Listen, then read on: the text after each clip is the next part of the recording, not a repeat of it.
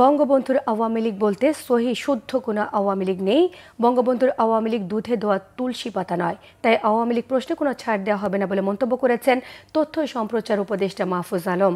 শুক্রবার রাজধানীর ফকিরাপুলে নোয়াখালী ফেনী লক্ষ্মীপুর সোসাইটি আয়োজিত জুলাই শহীদদের স্মরণ সভা এবং দোয়া মাহফিলে এসব কথা বলেন তিনি আরও বলেন, অভ্যুত্থানের শক্তিগুলোর মধ্যে বিভেদ সৃষ্টি করে শত্রুদের সুযোগ করে না দিলে আওয়ামী লীগ আর ফিরে আসতে পারবে না।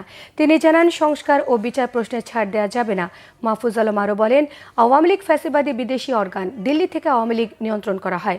দলমত নির্বিশেষে আওয়ামী লীগের বিরুদ্ধে ঐক্যবদ্ধ থাকার আহ্বান জানিয়ে তথ্য উপদেষ্টা জানান, নির্বাচন এবং সংস্কারকে মুখোমুখি দাঁড় করানোর দরকার নেই। রাজনৈতিক দলগুলো সহযোগিতা করলে ডিসেম্বরের মধ্যে নির্বাচন হবে এবং তার আগে বিচার ও সংস্কার দৃশ্যমান হবে।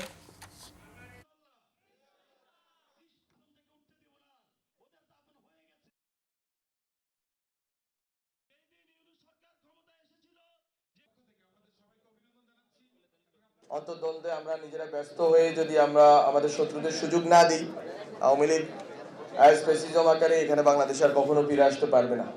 যে কোনো সময় যতবারই আওয়ামী লীগ সুযোগ পেয়েছে বারবার ফ্যাসিজম চাপিয়ে দিয়েছে। আপনি আওয়ামী লীগ এমন একটি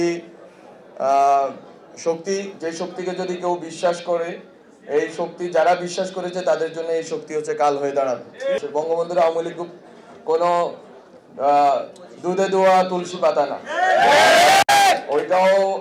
ওইটা হচ্ছে প্রথম বাকশাল, প্রথম মুজিববাদের প্রথম রাজনৈতিক যেই বিকাশ ঘটেছিল, এটা ঘটেছিল শেখ মুজিবের আমলে।